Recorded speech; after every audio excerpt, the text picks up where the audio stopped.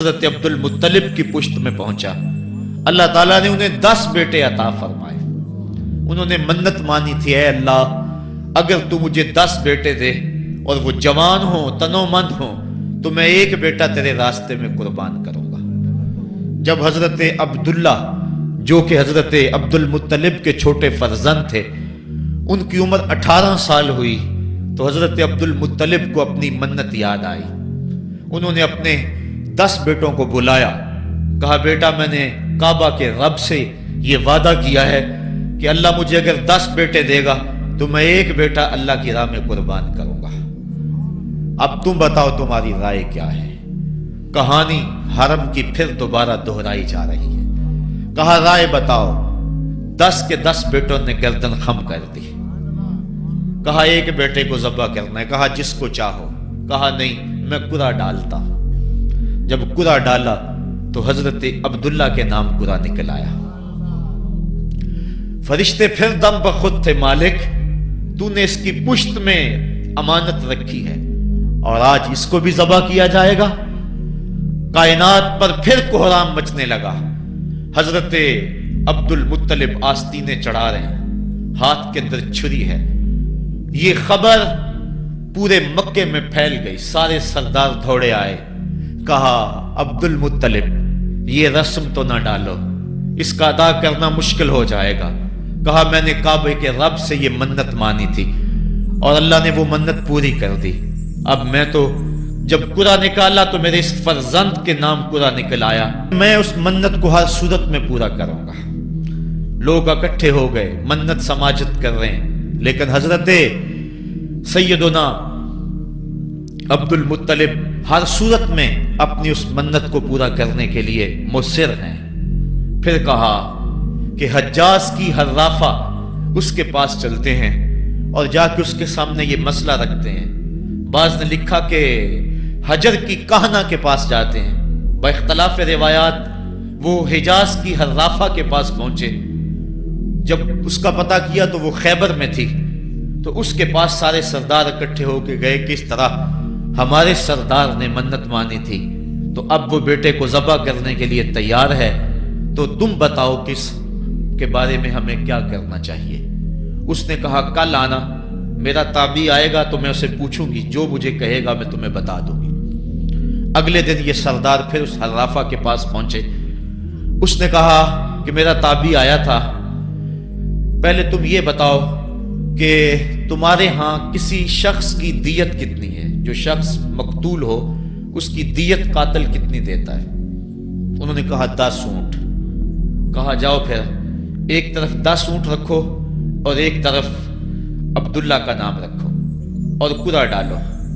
اگر 10 اونٹوں کی طرف قرعہ نکل آیا تو 10 اونٹ ذبح کر دینا، اور اگر عبداللہ کی طرف نام نکل آیا پھر دوبارہ 10 اونٹ ادھر اور رکھنا، 20 رکھنا، اور اس طرح اونٹ 10-10 بڑھاتے جانا۔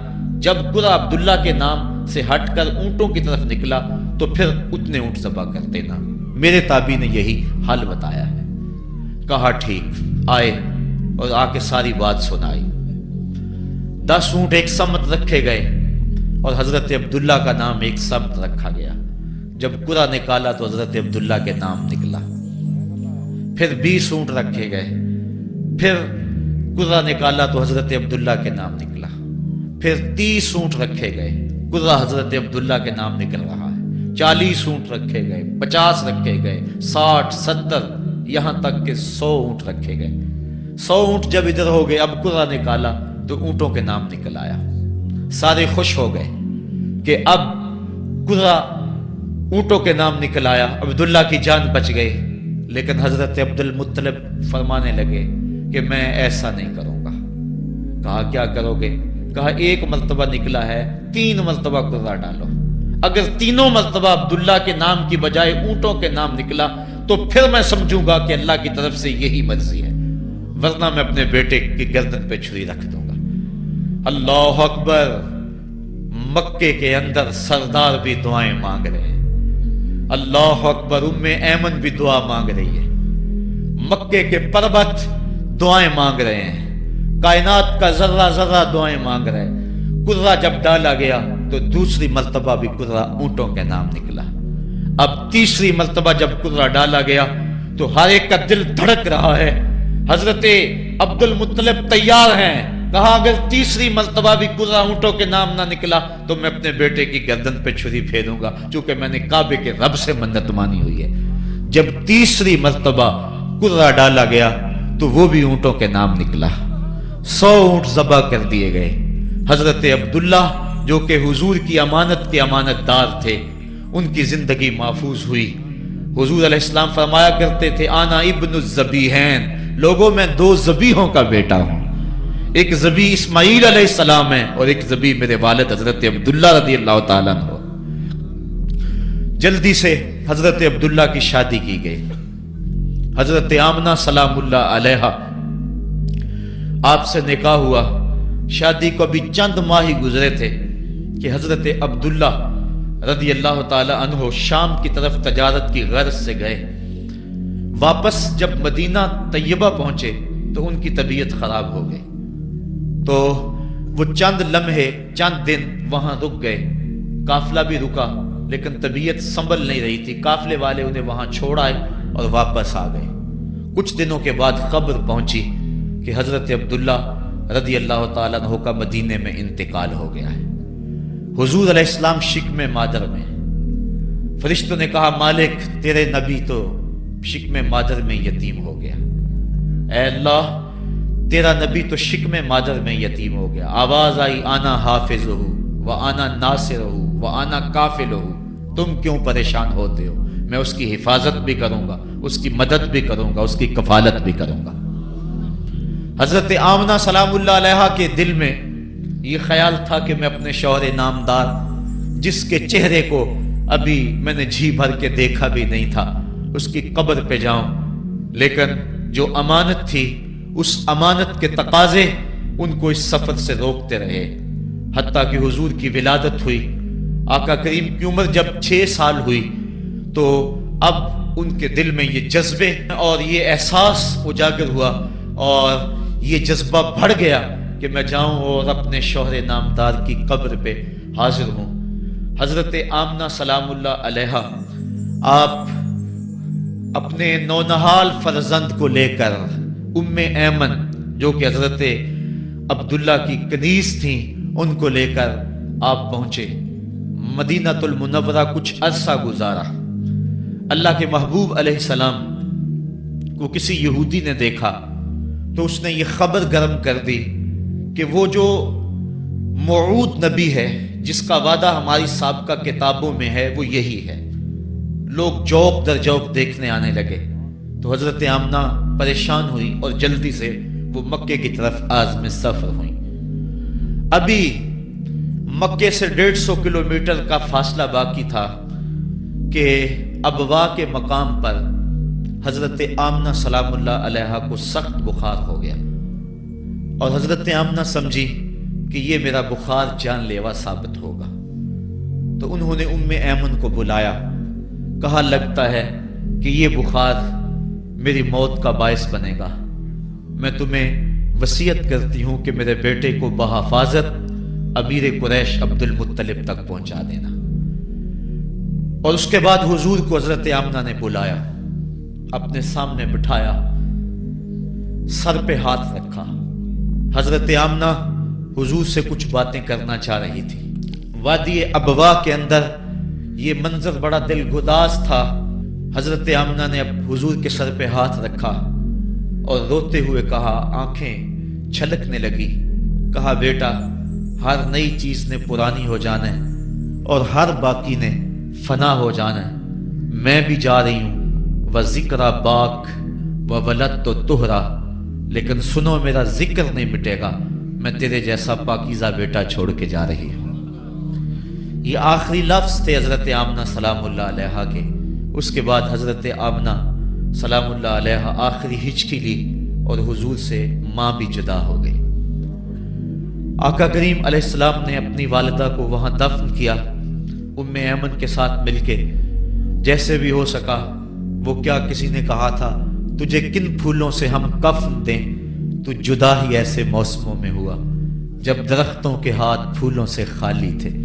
آقا کریم کی آنکھیں چھم چھم برس رہی ہیں. حضرت ام ایمن حضور کو اپنے ساتھ چمٹا لیا اور مکہ المکرمہ پہنچ کے حضور کے دادا کے سپرد کیا۔ 2 سال تک وہ حضور علیہ السلام کو اپنی کفالت میں انہوں نے رکھا۔ کعبۃ اللہ کے سائے میں ان کی مسند بچتی تھی اور ان کے بیٹوں میں سے اور قوم کے کسی فرد کو یہ ہمت نہیں ہوتی تھی کہ اس مسند کے اوپر بیٹھے، دور ہٹ کے بیٹھتے تھے، لیکن حضور جب آتے تو اس مسند کے اوپر چڑھ کے بیٹھ جاتے۔ حضور کے چچا اور حضور کے دیگر عزیز و اقارب کہتے کہ بیٹا نہ چڑھو، تو حضرت عبد المطلب کہتے رہنے دو، یہ بڑی شان والا بیٹا ہے۔ ان سے محبت کرتے، ان کو اپنے ساتھ سلاتے۔ 8 سال کی حضور کی عمر ہوئی کہ امیر قریش کا بھی انتقال ہو گیا۔ ابن حشام نے لکھا ہے کہ جب امیر قریش کا انتقال ہوا تو سوگ میں مکے کے بازار بند ہو گئے، پورا شہر جنازے میں امٹ آیا، لیکن 8 سال کا بچہ تھا، بلک بلک کے رو رہا تھا۔ آج وہ سایہ بھی اٹھ گیا۔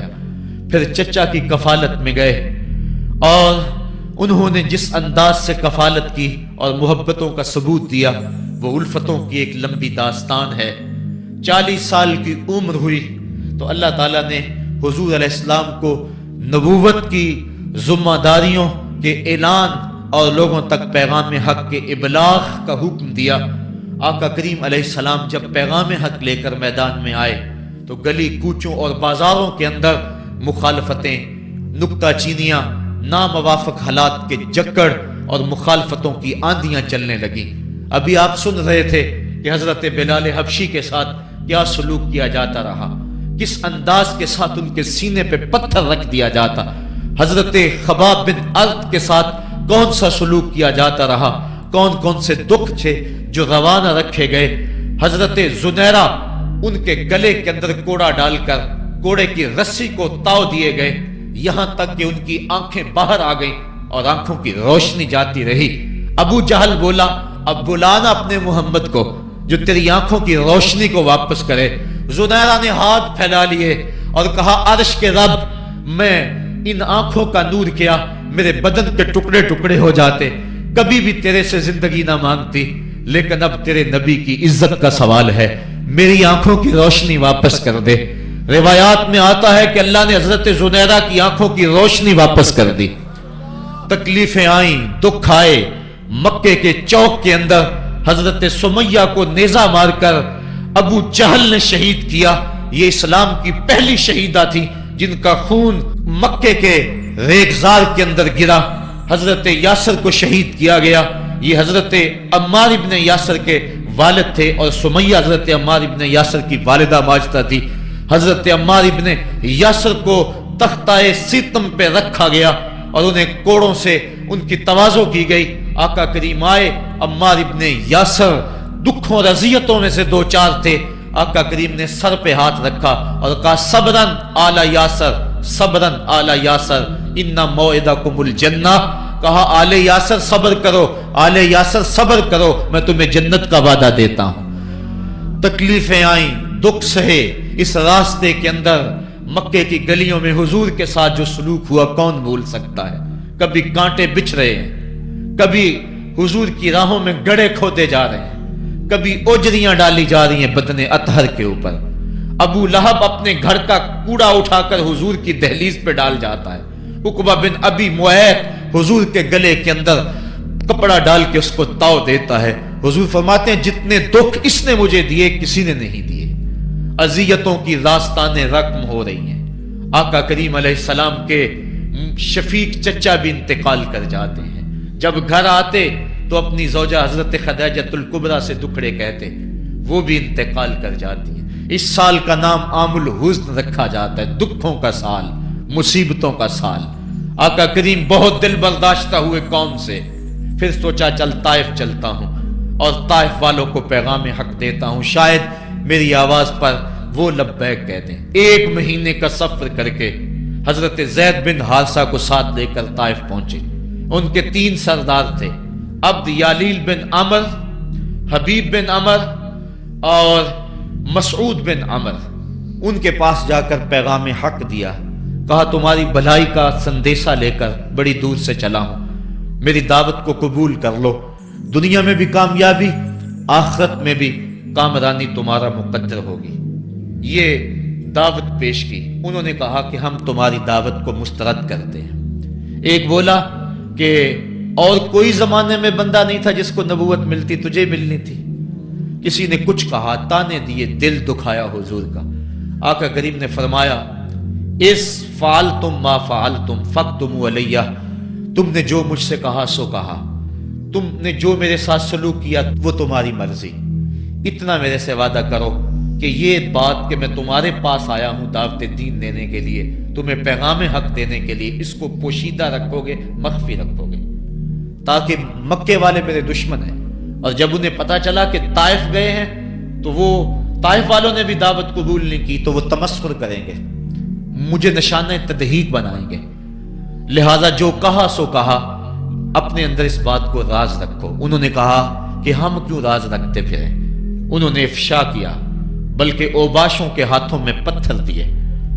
हजरत उम्मुल मोमिनीन सैयदा आयशा सिद्दीका रज़ी अल्लाह ताला अन्हा, महबूब कायनात, कहती हैं कि एक दिन मैंने हुजूर से पूछा कि आका उहुद के दिन से सख्त दिन भी कभी जिंदगी में आप पर आया है? फरमाया, हाँ आयशा, जब ताइफ के बाजारों में तेरी कौम ने मुझे पत्थर मारे थे तो ये दिन उहुद के दिन से भी सख्त था। हुजूर फरमाते हैं, जब मैं ताइफ से बाहर निकला तो उनके हुंडे दो रोया कितारों में खड़े थे, हाथों में पत्थर, और मैं दरमियान से गुजरने लगा तो वो मेरे पांव पे पत्थर मारते। मैं पांव उठा लेता तो दूसरे पांव पे पत्थर मारते। फिर मैं शिद्दत दर्द और एहसास कर्ब से बैठ जाता तो उनके दो गुंडे आगे बढ़ते, मुझे कंधों से पकड़ के उठाते और फिर मुझे पत्थर मारते। फरमाया, है आयशा, ये दिन उहुद के दिन से भी सख्त था जब तेरी कौम ने ताइफ के बाजारों में मुझे पत्थर मारे। आका करीम अलैहिस्सलाम उहुद के अंदर जब हुजूर के चचा शहीद हुए, वो दिन भी तारीख इस्लाम का दर्दनाक दिन है। आका के सर पे पट्टी बंधी हुई थी, आंखों में आंसू थे और बार बार पूछते थे, मा फाला अम्मी, मेरे चचा की बात सुनाओ। जब बताया गया हुजूर हजरत हमजा शहीद हो गए तो आका करीम उनकी लाश पे गए, देखा कि उनका पेट चाक है, उनकी नाक काट दी गई है, उनकी जुबान काट दी गई है, उनका दिल निकाल लिया गया है, उनकी आंखों में नेज़े चुभोए गए हैं और उनके कान काट लिए गए हैं। आका करीम की आंखों में अश्क थे और आका करीम, मा फाला अम्मी, मेरे चचा का क्या हुआ? आका करीम अपनी जुबान पे ये लफ्ज ला रहे थे। और फिर जब हजरत सफी आई और उनके पास दो कफन के टुकड़े थे, दो कफन के कपड़े थे, जब हजरत अमीर हमजा को कफन दिया जाने लगा, कहा 7 अंसारी की लाश पड़ी हुई है, कहा इन्हें भी कफन दो।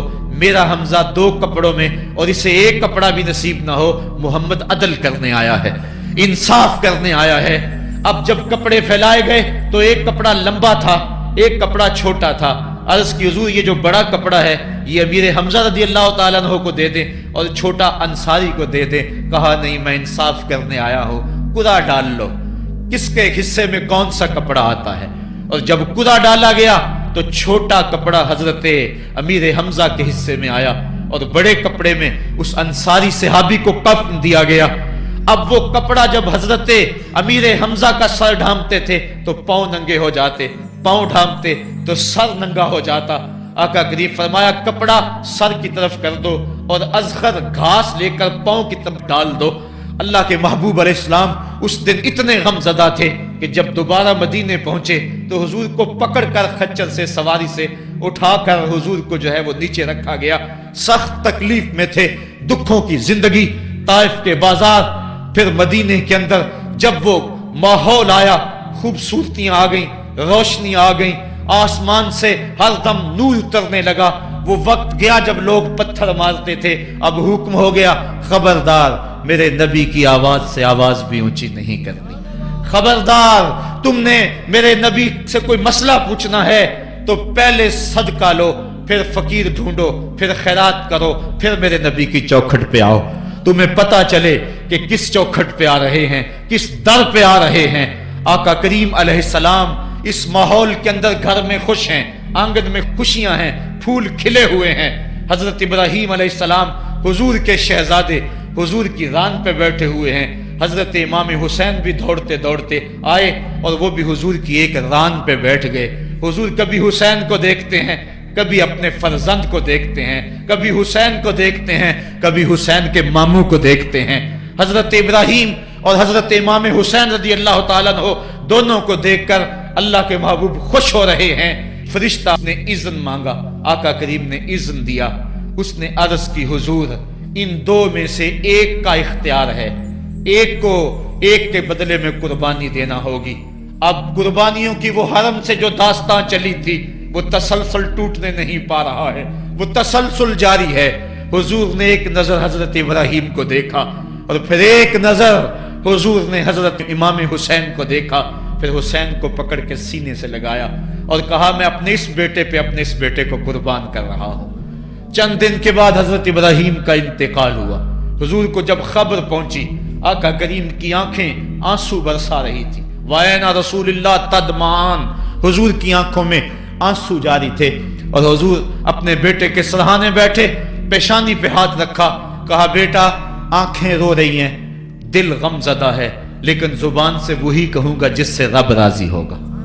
لَيْسَ مِنَّا مَنْ ضَرَبَ الْخُدُودَ وَشَقَّ الْجُيُوبَ وَدَعَا بِدَعْوَى الْجَاهِلِيَّةِ، جو گریبان نوچتا ہے، منہ پہ تھپڑ مارتا ہے، سینہ کو بھی کرتا ہے، کہ ہمارے ساتھ اس کا کوئی تعلق نہیں ہے۔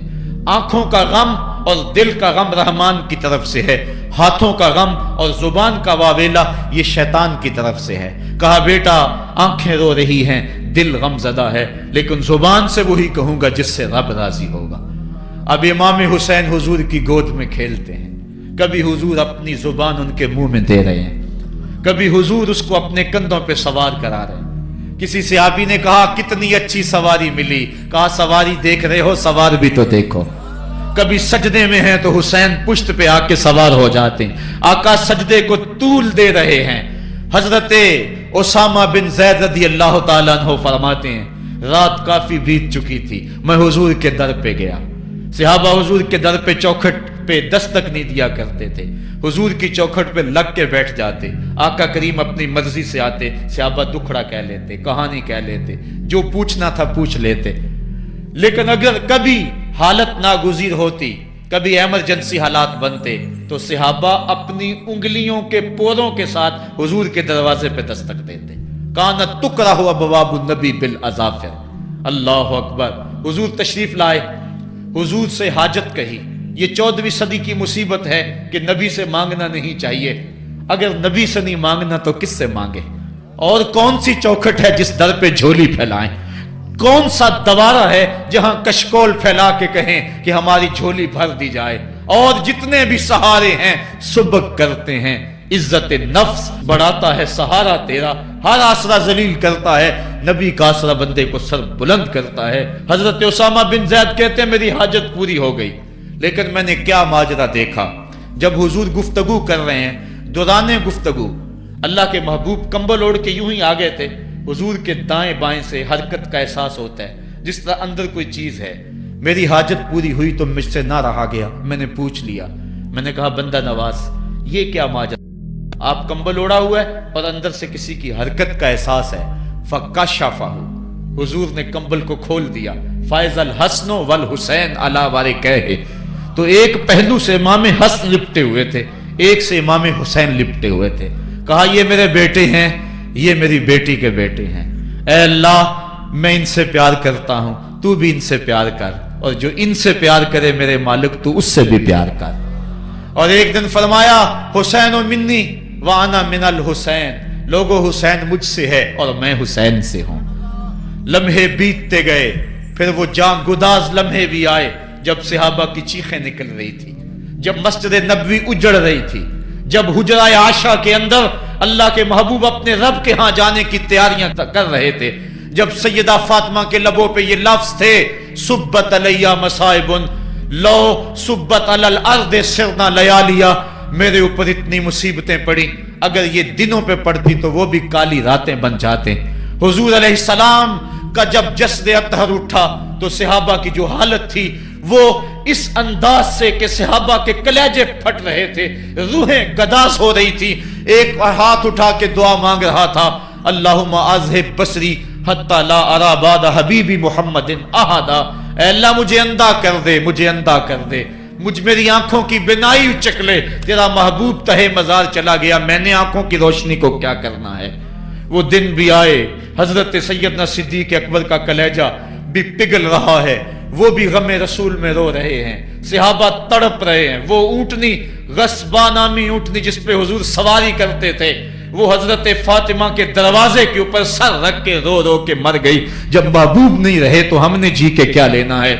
کائنات اجڑ گئی، جہان میں جو ہے وہ ہر سمت اندھیرا ہی اندھیرا چھا گیا، لیکن روشنی کے ٹمٹماتے ہوئے چراغ آج بھی روشن ہیں، جن کو دیکھ کر مصطفیٰ یاد آتے ہیں۔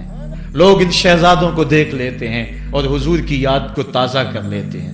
وقت گزرتا گیا، پھر وہ لمحے بھی آئے کہ جب حضرت امام حسن کو زہر دیا گیا اور آپ کا کلیجہ کٹ کٹ کے کئی سو حصوں میں باہر آیا۔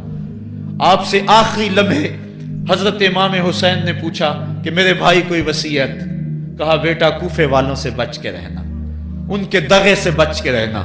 لمحے بیت گئے، 60 ہجری کو یزید تخت نشین ہوا، تخت نشین ہو گیا تھا، لیکن اس نے یہ چاہا کہ حضرت امام حسین رضی اللہ تعالی عنہ میرے لیے بیعت کر لیں، اور اس نے مدینے کے گورنر ولید بن عقبہ کو خط لکھا، اور خط کا مضمون یہ تھا کہ امام حسین کو بلاؤ اور میرے لیے بیعت لو، اور اگر وہ بیعت نہیں دیتے تو اس خط کے جواب کے ساتھ ان کا سر بھیج دو۔ ولید بن عتبہ محب اہل بیت تھا، اس نے رات کی کافی تاریکی کے اندر حضرت امام حسین رضی اللہ تعالیٰ عنہ کو پیغام بھیجا۔ حضرت امام حسین نے حضرت عبداللہ ابن زبیر سے مشورہ کیا، انہوں نے کہا اس وقت گورنر کا بلانا خیر نہیں، صبح جائیں گے۔ آپ فرمایا نہیں میں بھی جاتا ہوں۔ کچھ سواروں کو ساتھ لیا، کہا تم باہر کھڑے ہو جانا دارالامارت کے، اگر میں آواز دوں تو تم دوارے پلانگ کے اندر آ جانا۔ ولید بن عتبہ کے پاس امام حسین پہنچے، آپ نے کہا کہ سناؤ کیا معاملہ ہے؟ تو اس نے کہا کہ یہ خط ہے جو یزید نے بھیجا ہے۔ آپ نے فرمایا کہ میں صبح بتاؤں گا۔ ولید بن عتبہ نے کہا ٹھیک ہے۔ امام حسین پلٹنے لگے تو مروان بن حکم جو پاس بیٹھا ہوا تھا گورنر کے، کہنے لگا یہ چلے گئے تو دوبارہ ہاتھ نہیں آئیں گے، اب موقع ہے، اب ان کو پکڑ لو اور ان سے زبردستی بیعت لے لو۔ یہ بات حضرت امام حسین کے کانوں میں پڑی، آپ پلٹے، نیام سے تلوار نکالی، حیدری کچھار سے محمدی شیر نکل آیا، اور حضرت امام حسین رضی اللہ تعالیٰ عنہ نے اس وقت جو جملے کہے، تاریخ کے اوراق کے اندر وہ جملے محفوظ ہیں۔ حضرت امام حسین نے کہا ایھا الامیر، اے امیر تو جانتا نہیں ہم کون ہیں؟ انا معدن الرسالہ و محبت الوحی و مختلف الملائکہ، میں وہ ہوں جس کے گھر میں جبریل آتا تھا، ہمارے گھر میں وحی اترتی رہی ہے۔ وَيَزِيدُ بْنُ الْمُعَاوِيَةِ رَجُلٌ فَاسِقٌ فَاجِرٌ قَاتِلُ النَّفْسِ مُعْلِنٌ بِالْفِسْقِ شَارِبُ الْخَمْرِ وَمِثْلُنَا لَا يُبَايِعُ، کہا اور یزید شرابی ہے، یزید مسلمانوں کا قاتل ہے، یزید فاسق مولن ہے، اے امیر میرے جیسا شخص چھپ کر بیعت نہیں کر سکتا۔ اللہ اکبر۔ حضرت امام حسین نے جب یہ بات کہی، جو باہر لوگ کھڑے تھے وہ بھی چاقو چوبند ہو گئے۔ اس نے کہا حضور آپ جائیے۔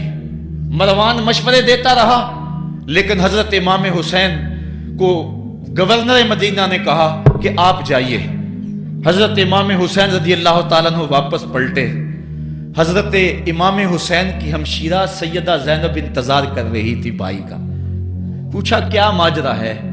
کہا حالات بگڑ گئے، اب ہمارا مدینے میں رہنا محال ہے، صبح سحری سے قبل شہر مدینہ چھوڑ دیں۔ اللہ اکبر، ورنہ ہمارے خون سے نبی کا حرم لالا زار بنے گا۔ حضرت امام حمام رضی اللہ تعالیٰ عنہ نے اہل بیت کی مشاورت سے یہ فیصلہ کر لیا۔ کجاوے کسے جانے لگے، سامان تیار ہو گیا۔ حضرت محمد بن حنفیہ کو کہا کہ تم یہاں رہو اور تم خبر پہنچانا کہ پیچھے کیا ماجرے ہوتے ہیں، اور مکے کی طرف میں سفر کر رہا ہوں۔ کہانی لمبی ہو رہی ہے اور وقت کے دامن میں اتنی گنجائش نہیں ہے کہ پھر کس طرح شہر مدینہ چھوڑا ہوگا.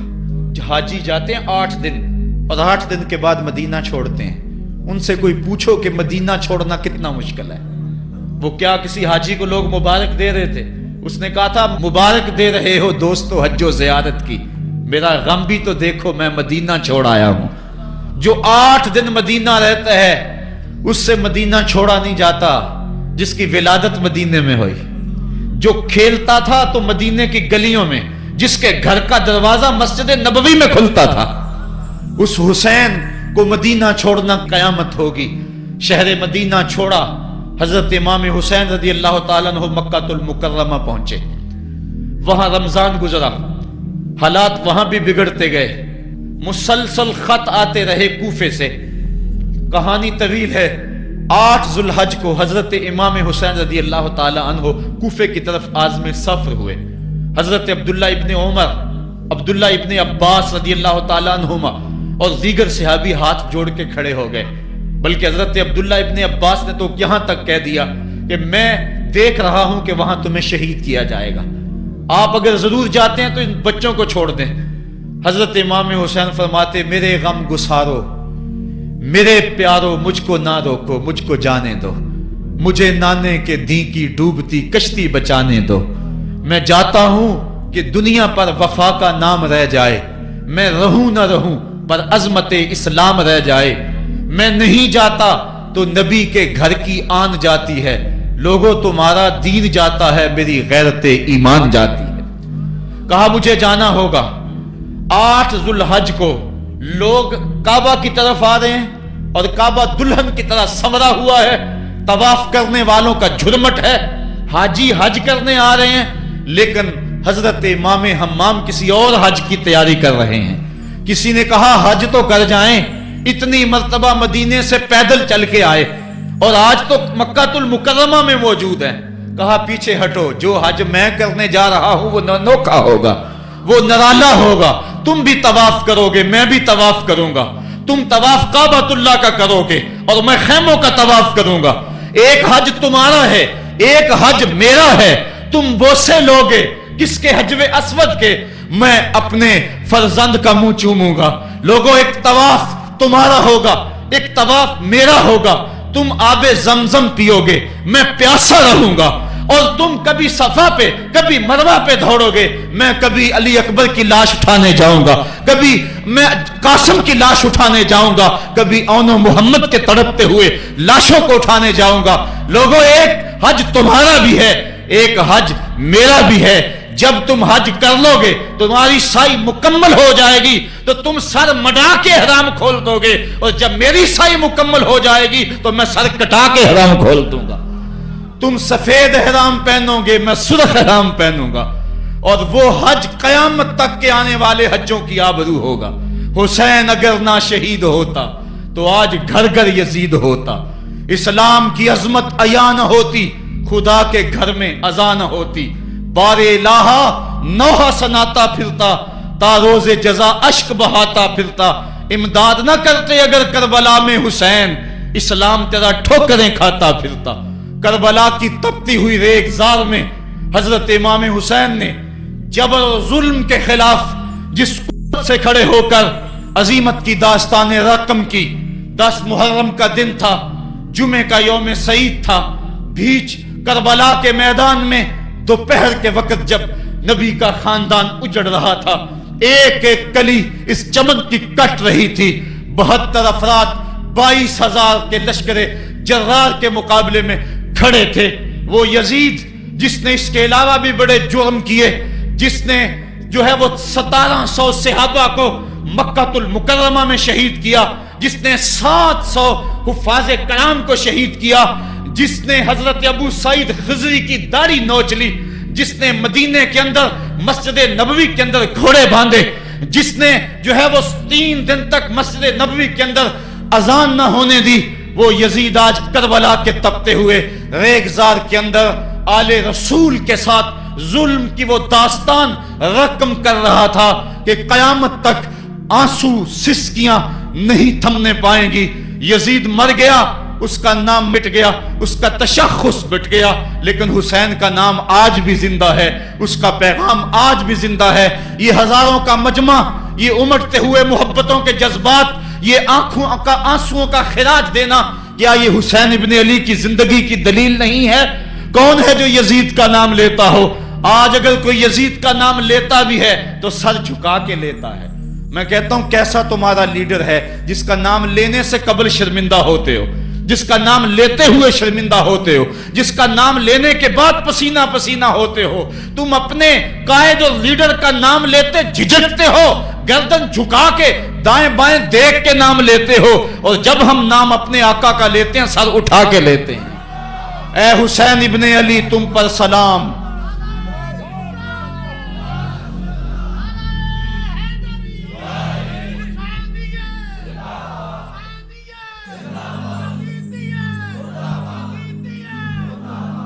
صاحبو، کربلا کا تپتا ہوا منظر ہے، اتنے دکھ آ گئے۔ حضرت سری سختی رضی اللہ تعالیٰ عنہ فرماتے ہیں کہ اللہ تعالیٰ نے جب کائنات کو بنایا، انسانوں کو تخلیق کیا، تو انسانوں کو پوچھا بتاؤ تم میرے ہوگے؟ سب نے کہا مالک ہم تیرے ہیں۔ لیکن جب دنیا کو پیدا کیا تو 9 حصے دنیا کی طرف ہو گئے، 1 حصہ اللہ کی طرف رہ گیا۔ پھر جب عقبہ کو پیدا کیا جو 10واں حصہ تھا، اس میں 9 حصے پھر آخرت کی طرف ہو گئے، جنت دوزخ کے لالچ میں ہو گئے، اور 1 حصہ صرف کہنے لگا نہ ہم جنت کو دیکھتے ہیں نہ دوزخ کو دیکھتے ہیں، مالک ہم تو تجھے دیکھتے ہیں۔ پھر جب اللہ تعالیٰ نے بلاؤں کو پیدا کیا، آزمائش اور امتحانوں کو پیدا کیا، تو 10ویں حصے کے اس 10ویں حصے میں پھر 9 حصے جو ہے وہ ہٹ گئے۔ 1 حصہ ایسا تھا جس نے گردن جھکا کے کہا زمین و آسمان کی بلائیں بنا کے ہمارے گلے کا توق بنا دے، تیرے راستے سے نہیں ہٹیں گے۔ کربلا کے تپتے ہوئے ریگزار میں وہ منظر رقم ہونے والا ہے۔ ایک قربانی منا میں ہوئی تھی، غریب و سادہ اور رنگی ہے داستان حرم، نہایت اس کی حسین اور ابتدا ہے اسماعیل۔ وہاں دمبا آ گیا، آگے 100 اونٹ آ گئے، اور آج اللہ اکبر، حضرت امام حسین کربلا کے تپتے ہوئے ریگزار میں 22,000 کے لشکر کے سامنے کھڑے۔ کہا لوگو میرا حق پہچانو، میرے خون سے اپنے ہاتھ نہ رنگو، مجھے پہچانتے ہو کہ میں کون ہوں؟ کہا لوگو جلدی نہ کرو، میرے حق کو پہچانو، اس وقت روئے زمین پر کسی نبی کی بیٹی کا بیٹا موجود نہیں ہے، لوگو میرے راستے سے ہٹ جاؤ اور میرے خون سے اپنے آپ کو ابدی بدبختیوں کا شکار نہ کرنا۔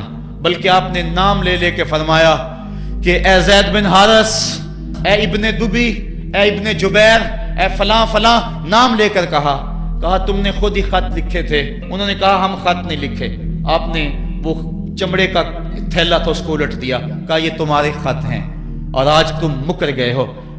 انہوں نے کہا کہ سیدھی بات ہے، یا تو بیعت کرو اور یا پھر مرنے کے لیے تیار ہو جاؤ۔ حضرت امام حسین نے کہا کیسی بات کرتے ہو، اگر میں نے بیعت کرنی ہوتی تو مدینہ کیوں چھوڑتا، اس جائے پناہ کو کیوں چھوڑتا؟ دولت کی تجوریاں کھول دی گئیں، پیشکشیں کی گئیں۔ حضرت امام حسین فرمایا یہ کبھی نہیں ہو سکتا، جس سے صرف حق ہی قبول ہو، یہی جس کا اصل اصول ہو، جو نہ بک سکے جو نہ جھک سکے، اسے کربلائیں ہی راز ہیں۔ پھر جبر کی آندھی چلی، ایک ایک کر کے جانثار راہ خدا میں قربان ہوتا گیا۔ پھر خاندان نبوت کی باری آئی، حضرت علی اکبر حضرت امام حسین کے جوان سال بیٹے راہ خدا میں جان پیش کرتے ہیں، بھتیجے قاسم رضی اللہ تعالیٰ عنہ جان قربان کرتے ہیں، حضرت عباس کے قلم ہوتے ہیں بازو، جو خود جا سکتے تھے وہ خود قربانی پیش کرتے ہیں۔ اور صاحبو اب یارہ نہیں، جو خود جا نہیں سکتے تھے آپ خود ہاتھوں پہ اٹھا کے فرات کے کنارے پہ لے جاتے ہیں۔ کہا جو آ سکتے تھے وہ تو قدموں پہ چل کے آ گئے، اور جو قدموں پہ نہیں چل سکتے تھے میں انہیں اٹھا کے لے آیا ہوں۔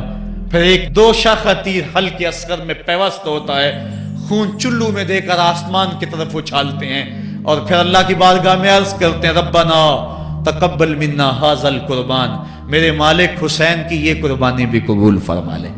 یہ کام آسان نہیں ہے، जिगर पारा हाथों में तड़प के ठंडा हो जाए और फिर भी सब्र का मुजाहरा किया जाए और अल्लाह की रिजा पे राजी हो जाए।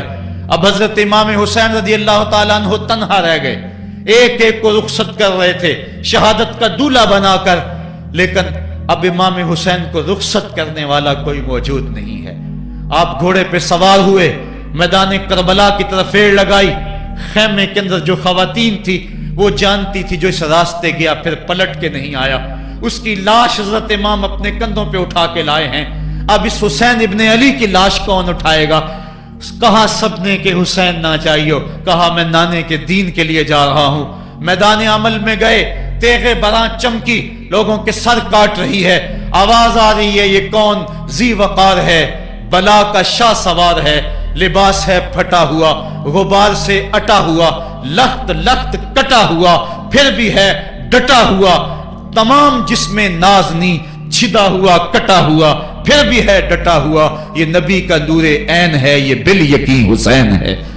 हुसैन इब्ने अली ने करबला के तपते हुए रेगजार के अंदर वो अजीमत की दास्तान रकम की और फिर बोछार तीरों की, एक तन्हा सैयद ज़ादा और हजारों तीर चारों समत से उनके ऊपर बरसने लगे। किसी ने नेजा मारा, किसी ने तीर मारा। जब हजरत इमाम हुसैन घोड़े की जीन से नीचे उतरे तो उस वक्त आपके बदन पर 33 जख्म तलवारों के थे, 34 नेजे के अनियां आपके जिस्म के अंदर खुबी हुई थी। और मुहतात रिवायात के मुताबिक जब बाद में आपका पैराहन उतारा गया तो उसके अंदर 113 सुराख तीरों के निकले और वो तीर जिस्म में पैवस्त थे। और जब घोड़े की जीन से फर्शे जमीन पर गिरे, लगा जिस तरह रेहल से कुरान गिर गया हो। हजरत इमाम हुसैन रदी अल्लाह ताला अन्हो जब घोड़े की जीन से फर्शे जमीन पर गिरे तो वो जो तीर जिस्म में खुबे थे वो और पैवस्त हो गए, खूने मुश्कबू रेत के जर्रों पे बहने लगा। गोया इस्लाम का दिल धरती के ऊपर है, कायनात राशे में आ गई, करबला की धरती का कलेजा कांप रहा है।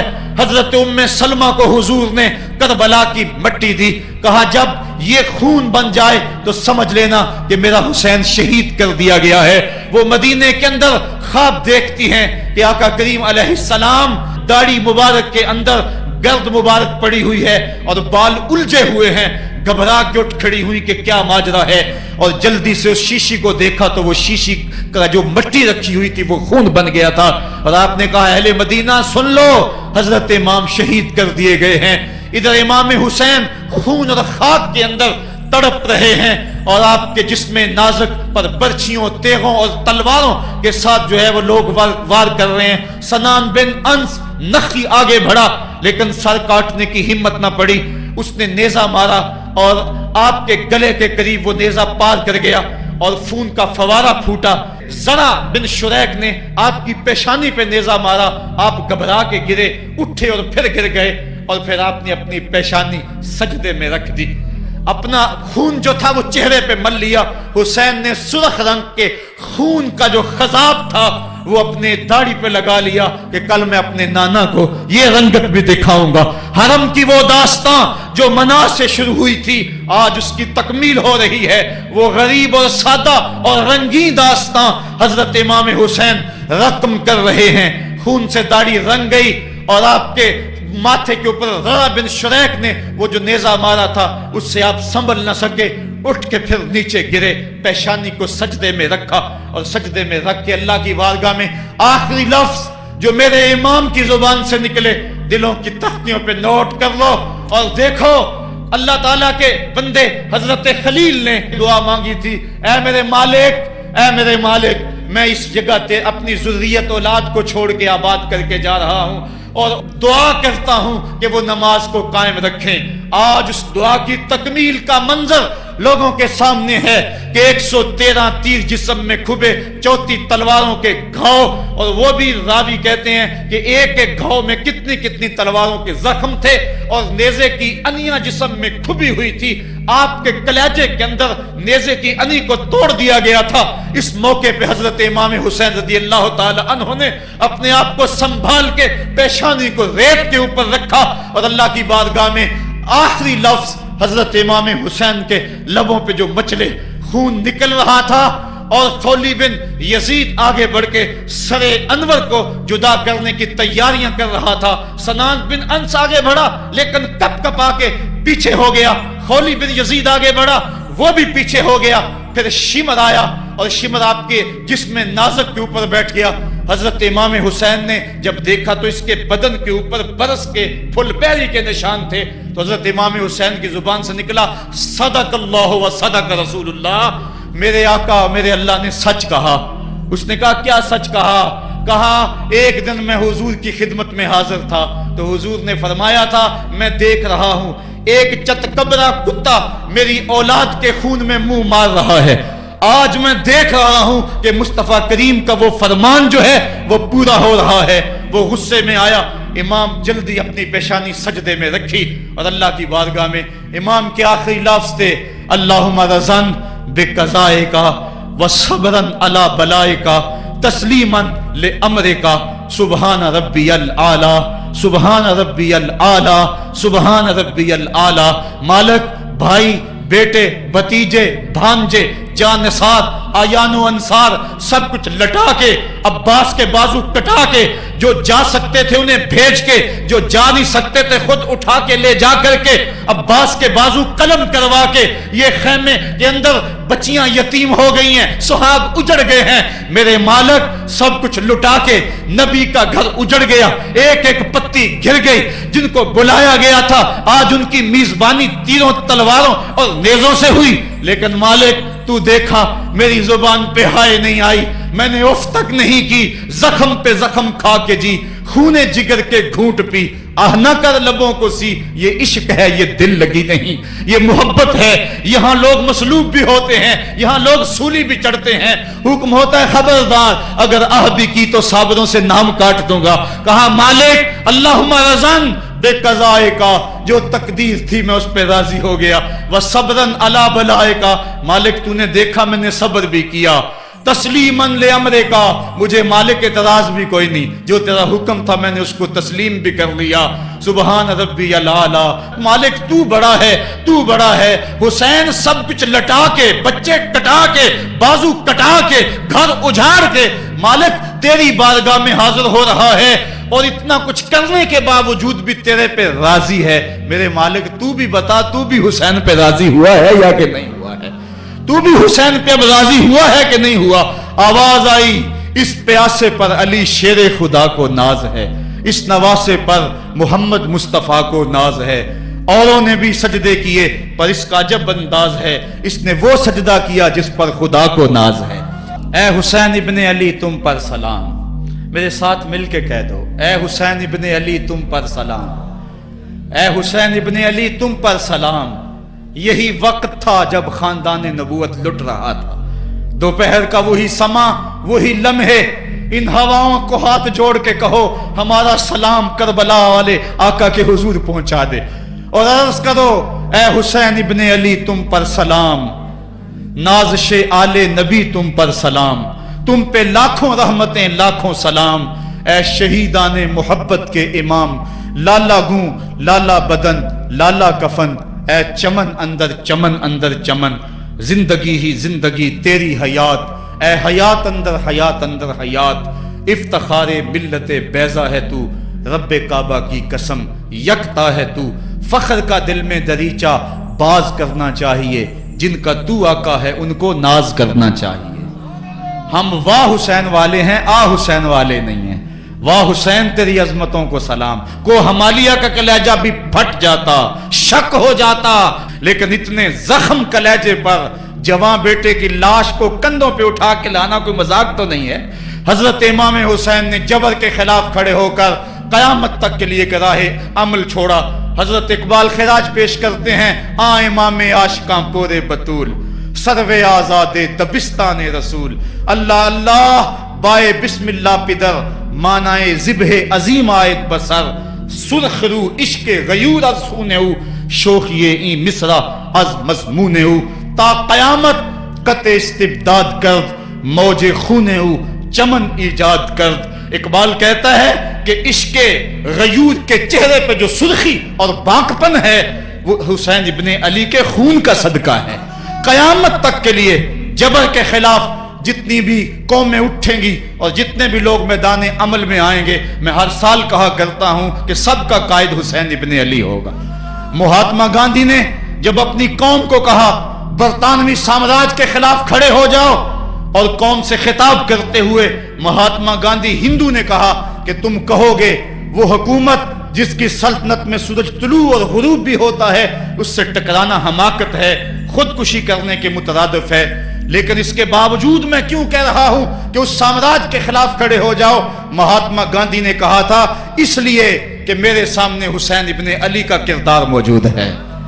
آج پوری دنیا کے اندر ظلم اور جبر کی ہوائیں چل رہی ہیں، اور اس وقت امت مسلمہ کو کردار حسین ادا کرنے کی ضرورت ہے۔ اگر ہم نام حسین ابن علی کا لیں اور کرتوتیں اور لچھن سارے یزید والے ہوں، تو یہ لفظ لفظ، حرف حرف اور قدم قدم حضرت امام حمام سے منافقت ہے۔ آؤ اگر میں نام حسین لیتا ہوں تو گھر بھی اجڑ جائے، حق کا پرچم کبھی نہ گرنے دوں۔ میں اور آپ اس عزم کے ساتھ میدان عمل میں اتریں۔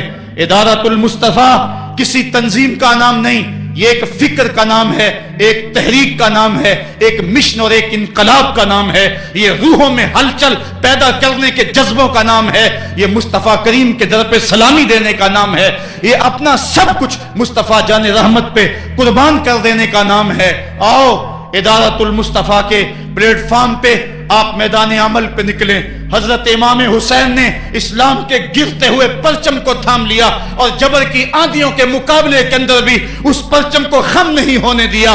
آج میں اور آپ ان کا مشن، ان کی فکر لے کر میدان عمل میں نکل آئیں، قرآن کا پھریرا بنا کر، قرآن کا پرچم ہی سینوں میں تھام کر، اہل بیت کی محبت اپنے سینوں میں لے کر میدان عمل میں نکلیں اور قرآن کی دعوت گھر گھر دیں۔ اور اب رکنا نہیں، اب تھمنا نہیں، فردوس میں جا کے دم لینا، آفاق کے ہر ہر گوشے میں قرآن سنا کے دم لینا۔ اب یہ اٹھنے والے قدم آگے بڑھتے رہیں۔ یہ درس قرآن کا جو قافلہ ملک کے طول و عرض کے اندر روا دوا ہے، اس میں ایک جوش پیدا ہو جائے اور اس کے اندر ایک انقلاب پیدا ہو جائے۔ کوئی گھر ایسا نہ رہے، کوئی بستی ایسی نہ رہے، کوئی کان ایسا نہ رہے جس کان تک قرآن کا نغمہ نہ پہنچنے پائے۔ ادارۃ المصطفیٰ کے جوان سال مبلغ گلی گلی کوچے کوچے پھیل جائیں، اور جو داعی ہیں، دعوت دینے والے ہیں، اگر وہ خود پیغام پہنچا سکتے ہیں تو اشہد بلال عند اللہ اشہد، بلال کی اشہد بھی اللہ کو قبول ہے۔ وہ ٹوٹے پھوٹے لفظ لے کر میدان عمل میں نکل آئیں، ورنہ وہ سیڈیز لے لیں، وہ اور کتب لے لیں، وہ دین کا نعرہ لے لیں، وہ پیغام حق لے لیں، اور گلی گلی کوچا کوچا اسوہ شبیری اور نام حسین کی دہائی دیتے چلے جائیں۔